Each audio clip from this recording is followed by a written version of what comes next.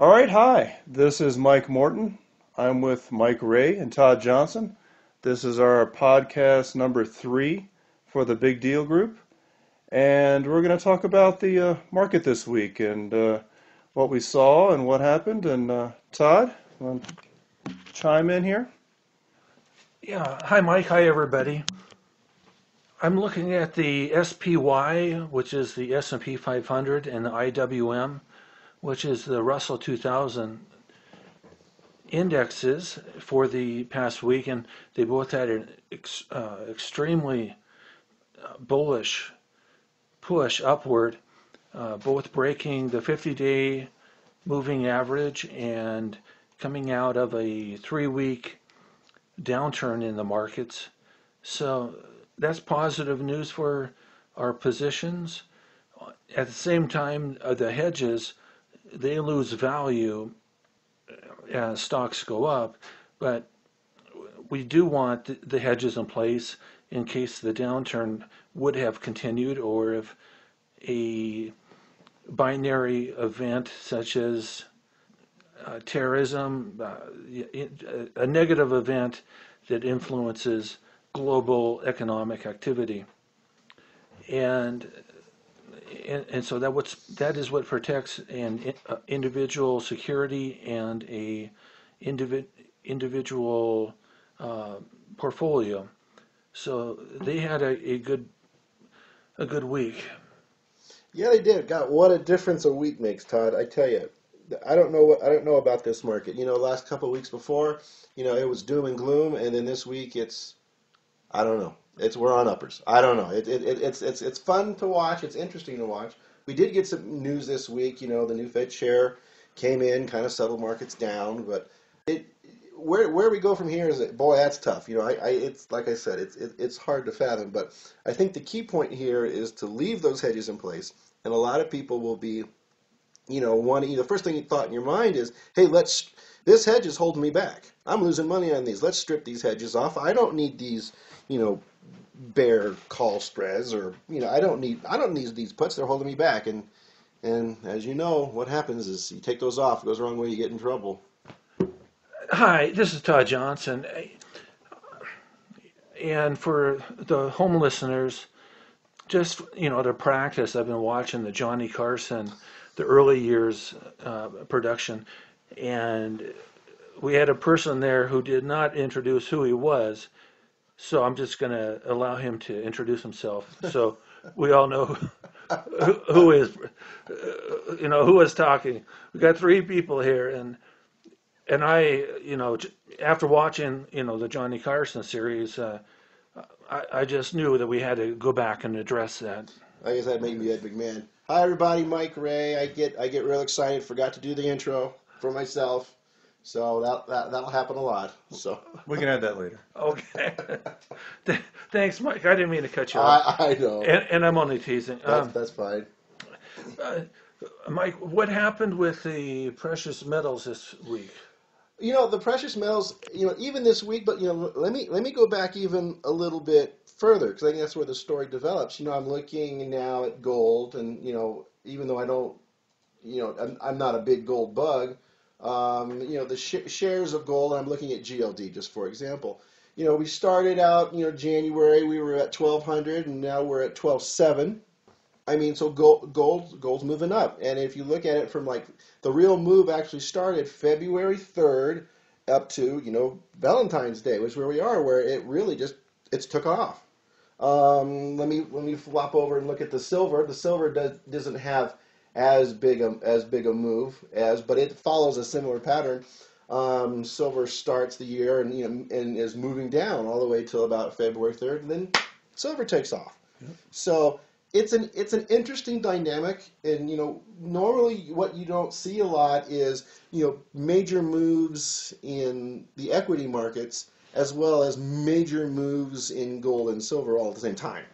So I mean, it's an interesting dynamic. What's driving the price and where we're going. Where are we going from here? Boy, if I knew the answer to that, well, I'd have my own island somewhere. But it's just an interesting dynamic, and I know for our listeners and those who subscribe to Big Deal, we're sitting with those GOD options. which I think you've even moved. And let me let you talk about that a little bit.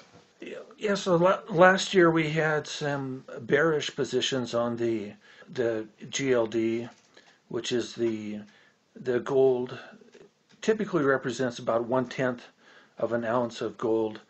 Operating costs are excluded, so it's not a one-to-one valuation.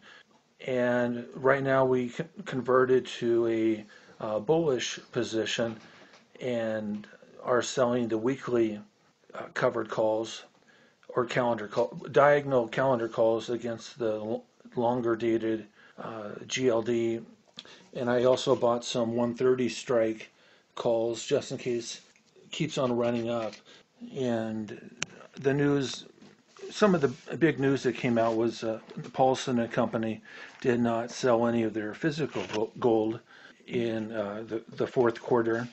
Many people thought that Paulson and Company and Einhorn and everybody would have exited their gold positions with that particular name dropping as Q4 ended. But that was not the case for everybody. Well, it's interesting. It's going to be interesting to watch these metal trades.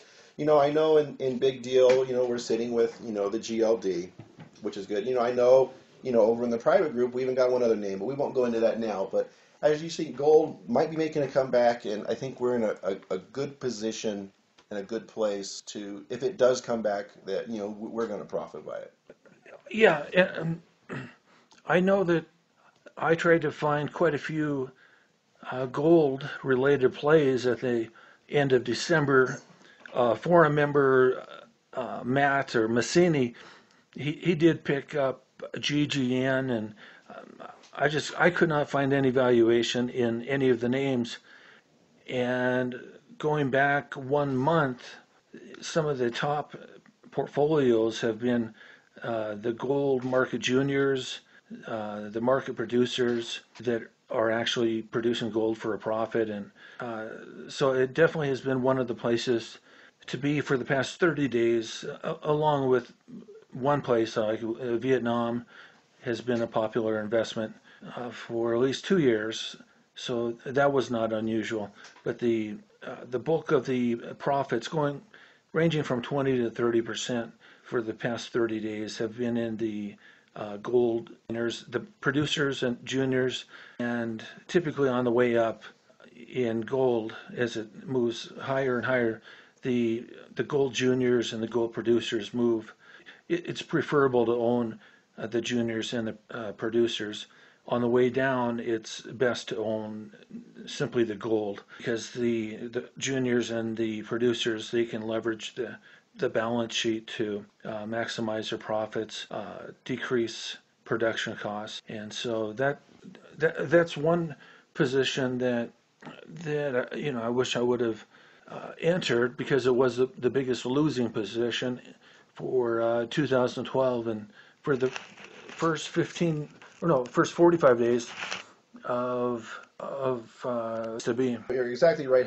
As gold moves up, every single producer, gold miner, is going to do the same. There's a lot of when you really look at it, there's a lot more you have to look at before you buy a producer. Nuances that are built inside the companies, how they're structured, where they're hedged, what's their cost, what's their political, whatever countries they're in. So it's not like you can just pick anyone you want and it's going to work. Let's move on to the names that are moving in the portfolio. The portfolio is pretty good size.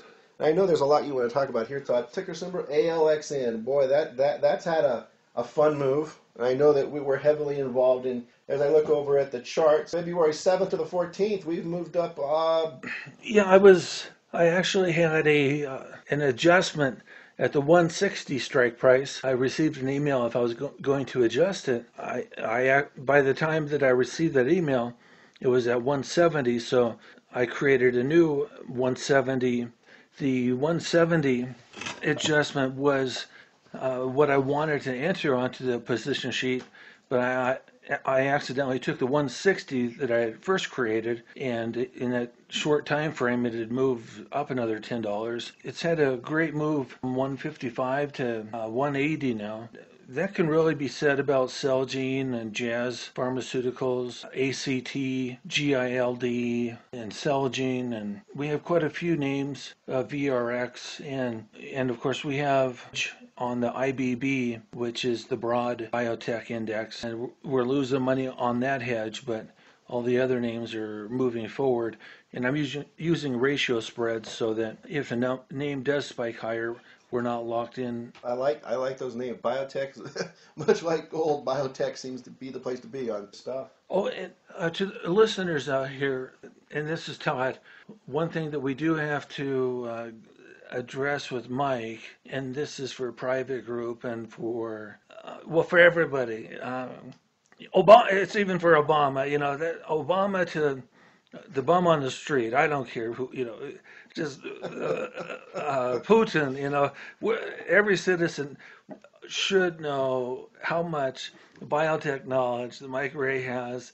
And there's one, I won't say a symbol, but I probably will, but Let's hold it for now. Okay. But I'm trying to get Mike to write up a paper on a stock. It's highly speculative, and if it is successful, a life-changing event in holding the name. And I would rather share it with the obvious disclaimers that it's a high risk, extremely high risk, but Mike knows it better than everybody. He's spoken to management and knows everybody associated with the company from the janitor to the CEO, actually. And so that's my goal, is to seduce him out of the shadows and to share. Okay. It's a good lottery ticket. It's a good lottery ticket. I will work on that. It's a very, very, very speculative, very high risk, but it kind of falls outside the parameter of big deal, and even the private group. But I will get something out with caveats when I can. So it was my seducing that actually. Let's not use the word seducing. Let's coaxing maybe might be a better word. But Powerball's up to 330 million. You could also just buy a Powerball ticket. Okay. Mike's wife is outside the the door here. This is a family show, and his daughters are out there. So yeah, my use of seducing was probably. Well, actually, it'll probably be removed from the copy that you hear. So let's move on. This is Mike. Let me tell you where this came from, and I know it's interesting. The Big Deal Group doesn't have closed-end funds in the portfolio, and there's reasons for that, and we'll let Todd go into that. But no, you go into it. I want to hear your thoughts. Well, Big Deal, I don't think was really made, for closed-end funds. You're trading options, you're generating this, weekly, monthly revenue, and it's, you don't necessarily want this big closed-end fund sitting in there. Although I like it, and I know you like it, because you are every time you write, you mention about closed-end funds. One particular ETJ. Edward Thomas James. Edward Thomas James. But what we're going to talk about today basically was there was talk on the forum and individuals talking about closed-end funds, and I'm sure they're picking up on these closed-end funds basically of your love for some of them. And I know, for example, in the private group we hold quite a few of them, and they do generate cash. And with that, in the private group, what I full disclosure, as Mike Rumek just reminded me that we do own quite a few in the private group, that I do plan on using one of my quant screens, closed-end funds. Positions can be reallocated and dividends reinvested. Be very useful to hold closed-end funds and not have to worry about making adjustments. If a name drops by a significant amount, we can always readjust. FolioFN or .com, or I'm sure there's other similar type sites, but that's the one I'm most. We won't go in, obviously. We could have a whole session on closed-end funds, what it's even about, and we don't want to do that here. So we were just talking more about analyzing closed-end funds, what to look for, what not to, and it's not there's a lot of aspects, and we can only touch on a handful of them here. Obviously, if you're going to do a closed-end fund investing kind of thing. First, there's all different kinds. Some of them are based on bonds, some of them are based on munis, some are based on equity. You got some doing covered calls. I mean, you have a lot. So, if you're going to analyze these things, first you got to analyze, what kind, what are you after? Are you after income? Are you after growth? A mixture? Do there's so many different beasts out there. Which one do you want? After you figure that out, then the second part you need to start looking at, is these things sell at premium or discounts? Unlike, some open-ended mutual funds, these things don't sell at an asset value. And they will move as Todd here, I'm sure. Well, let's just talk about ETJ. I think are they still at that 10% discount? It ranges between 8.5 and 10%. Basically, what that means, they have their net asset value is X, and then their stock trades for, we'll stick for 10% for the example. It trades for less, so you're basically getting this stuff at a discount. And so that stuff you want to look at. Is it great to buy stuff for 90 cents on the dollar? Well, sure it is, but then you got to ask yourself why is stuff trading for 90 cents on the dollar?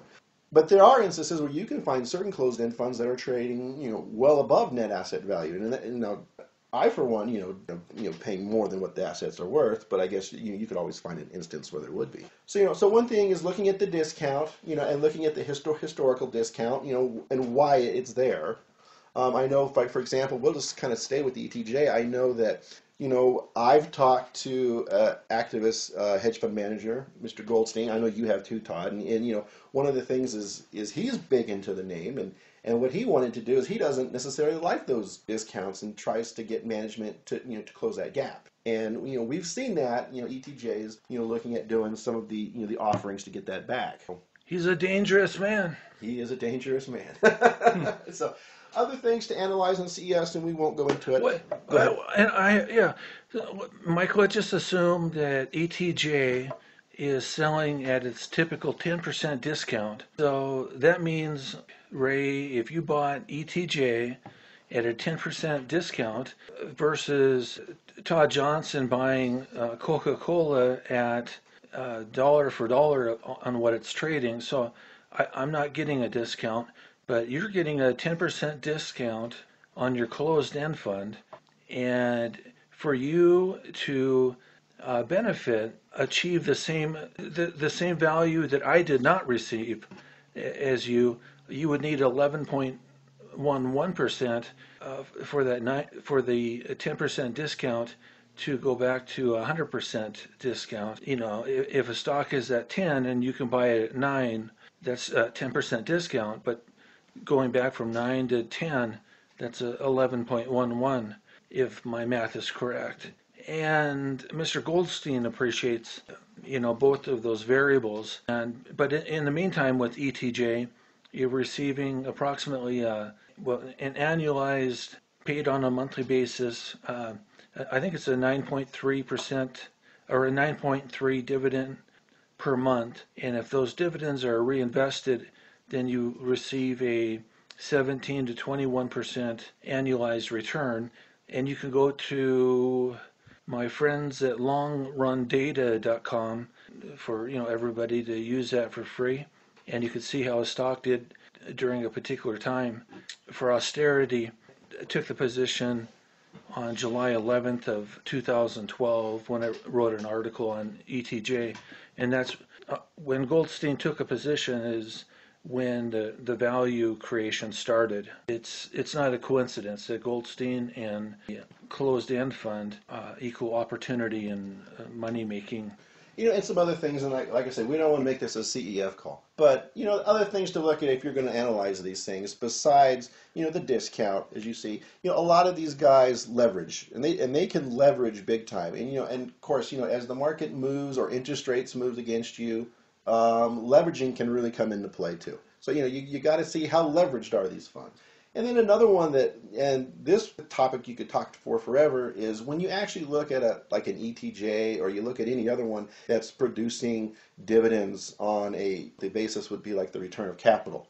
And I think sometimes, return of capital measurements that when they report back, they're a lot more complicated than what you think. And, return of capital, when you get that, or if a closed-end fund says that that's what they're distributing, they're not distributing a earned income as they see it. They're redistributing capital back to you. That number, and you see a lot of funds that'll say, that's 100% of that, and then of course that makes investors worried that hey, they're not making any money, they're just cannibalizing themselves. Well, that's not necessarily true. A lot of these closed-end funds, they want normalized dividends coming back consistent. They don't want necessarily big swings. A lot of them are doing covered calls or some kind of option trades to generate this, and they're not doing a month by month. They might be further out. And then I know that when you do these return of capitals, there is a tax consequence that you're not taxed like you are on like a short-term capital gain. So you will see these managers play games and do stuff to where they'd rather have their distributions come back as return of capital to you than a long-term or short-term gain. Oh my! So basically, and without going in any further, if you see a fund with return of capital, 100%. Is that bad? Could that be a flag? Sure, it could be a flag. Is that necessarily, like a toll for that fund? No, that's not. So there's a lot. I mean, one of the sites that I like, I'm sure Todd likes, is CEF Connect. You can go in there, you can put in your closed-end funds, you can see up-to-date holdings, you can see the historical distribution rates, you can see if they have leverage. It's a great place to start. I thought we'd just talk about that. That did come up on the forum. That's the only reason I wanted to get into that. So I think we probably talked enough. Maybe with some other time we'll have more. Well, I do want to address one point. Mike, why, and sorry to put the burden on you, why don't you have, if it's such a convincing and compelling investment that will earn, if you reinvest the dividends, between 17 and 21% per year and very little risk. ETJ wasn't down in 2008 when the S&P 500 was down 37%. Why don't you have these closed-end funds, Dividendlab in the newsletter? They're obviously doing excellent. They're obviously, you're buying $1 for 90 cents, and you have people working for you to unlock the value. It seems like a no-brainer.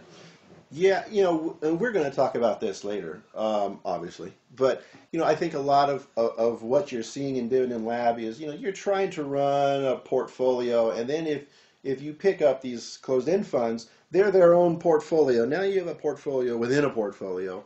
And, a lot of people, don't like that, and I can understand. But I think it's a discussion you and I and Mike Morton here are going to have here at some point. Because at some point, these do have tremendous built-in value, and I think at some point we're probably going to have to pick them up. So you're thinking about putting those names into the portfolio now, after the fact that you've highly recommended these as the common investor as fantastic investments. Now you're thinking about putting them into the portfolio. I am thinking about it now, but like I said, you and I are going to talk about this a little bit later at length. Okay, so I didn't see the wink, and I guess that means that we'll turn off the recording. We have more. We have more. I'm sorry. We got some good stuff coming up here, Todd. Listener, I think I may have brought up a sore subject.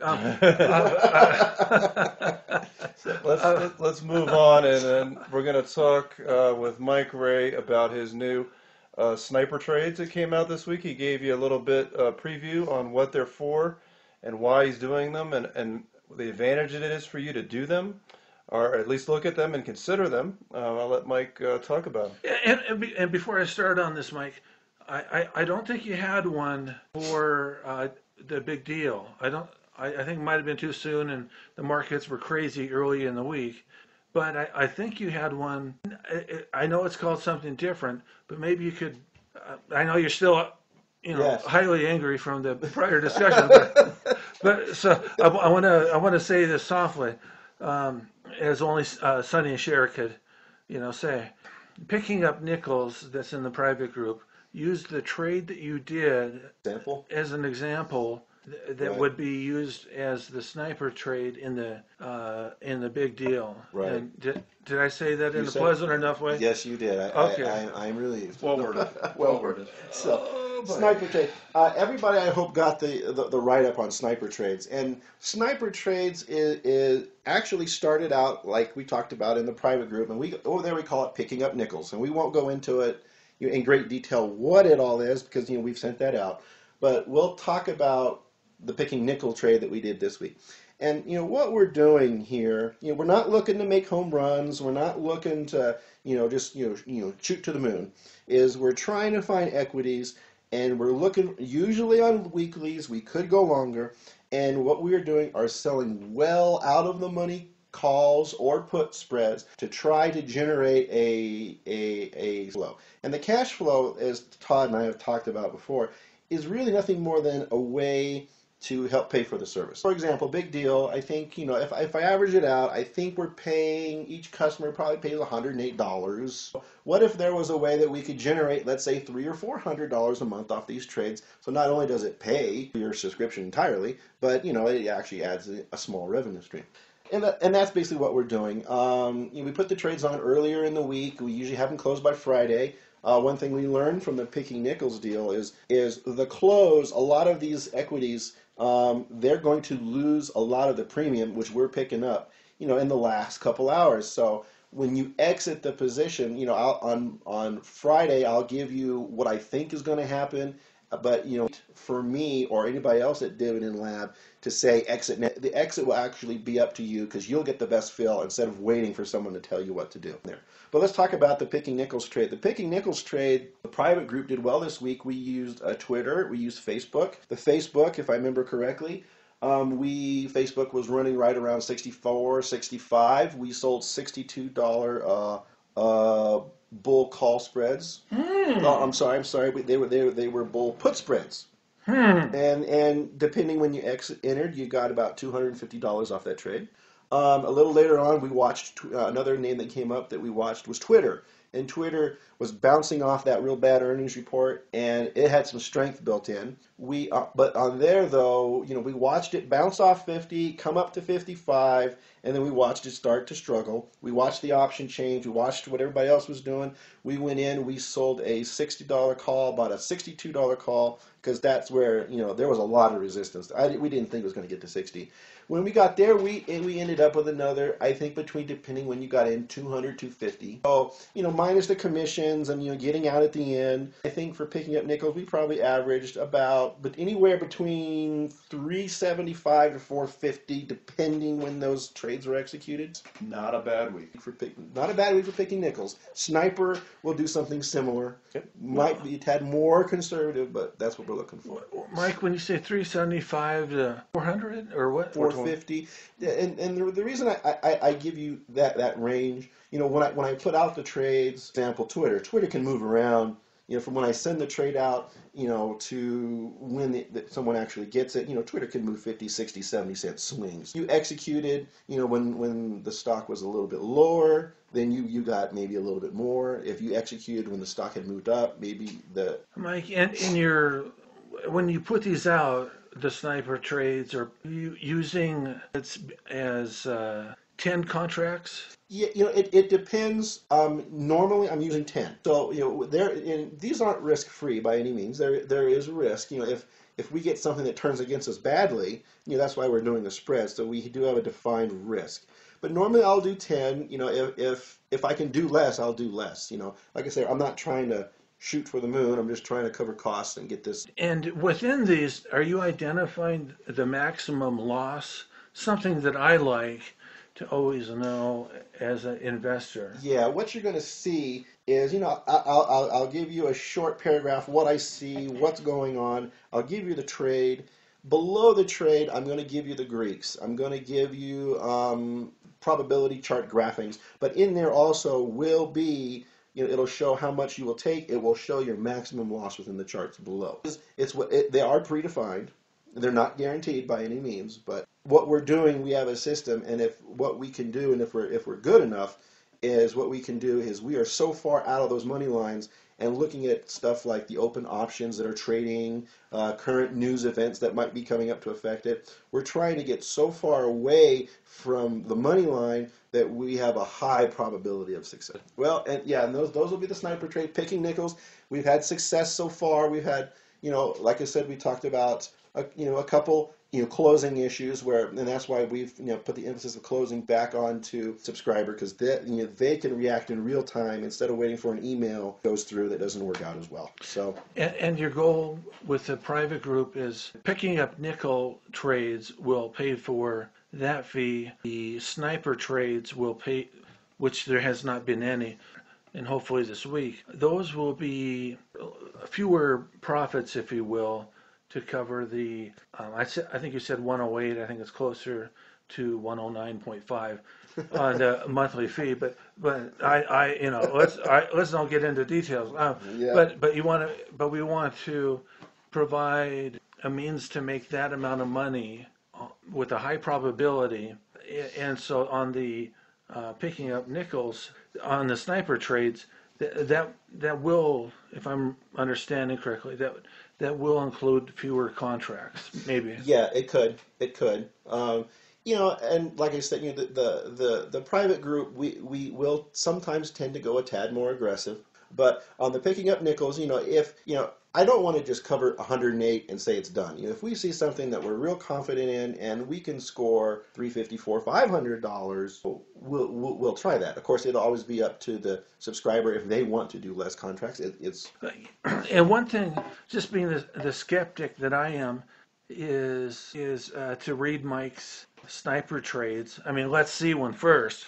Yeah. Let's start there. But I mean, it's a great theory. But the key thing is I would, instead of using the 10 contracts, maybe just start 1 or 0 and just see how it works. We could do that. Last thing I would need to also tell you, if we hit a point where we have a extremely volatile market that seems to be more run by emotion than by logic and facts, will we skip a trade that week on a sniper trade? You bet. There's no reason to jump into those. Okay, very defensive.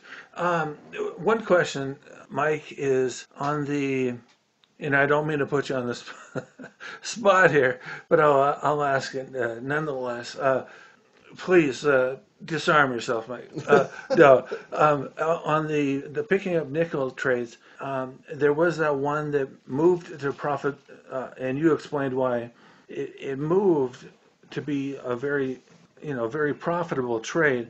But how have the picking up nickels, the high probability trades, how have they worked out on average since it started?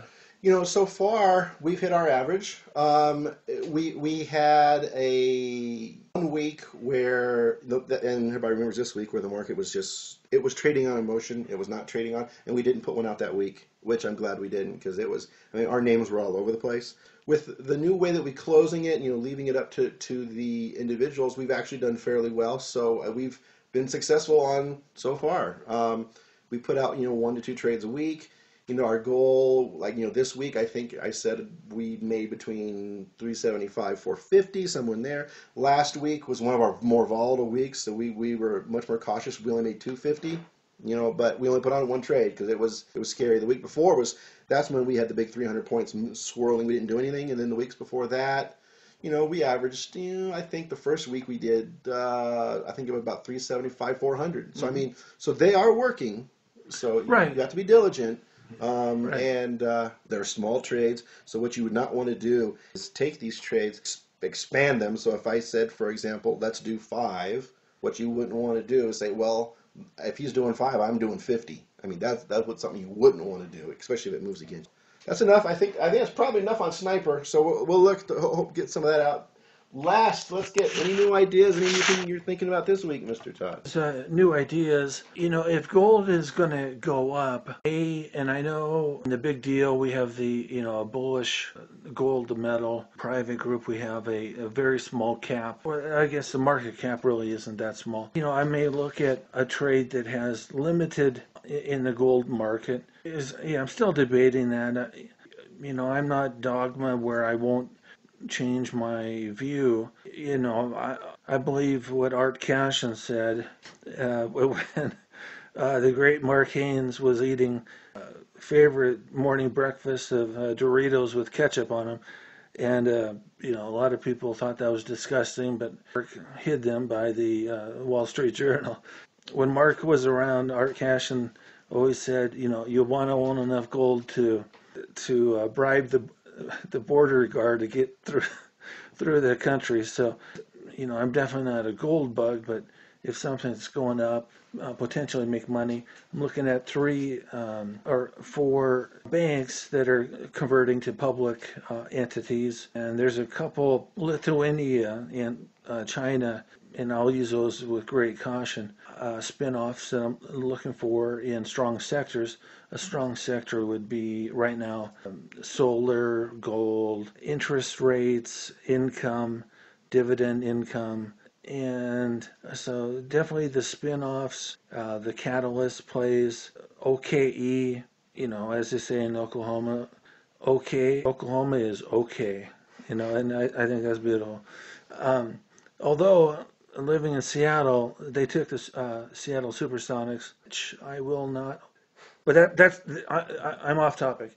So I'm looking at OKE has done fabulous for us, and we have the utility spinoff, and I've added to the utility spinoff. I'm going to go through the names, and from what I'm gathering by facial recognition and fist rage is considering adding some closed-end funds, just so the listener can have my mindset of what I'm and appreciate that mindset. So spin-offs, catalysts, strong dividends. Got to own NRF, got to own Toll Brothers. The biotechs are they're on fire, man. They're just they're red hot. Can they go down? Yes, they could go down very quickly. So I'm trying to get back as much of our invested capital as we can and keep the IBB hedge. I actually want to, Amgen is really more like a Johnson & Johnson with the dividend and with Blue Stream acquisitions that have highly predictable earnings. And there are some net stocks where the stocks are trading for less than the cash on the position sheet. I am always aware of the market cap, when I send those trades. Those are the core ideas. I think Toll Brothers this week proved that good things are in store, and we have a 70-50 long call, short call position in ETJ or in TOL, Toll Brothers, and so I'll be adjusting that this week and have high expectations. And any losers, they will go into the. I want to add some more income.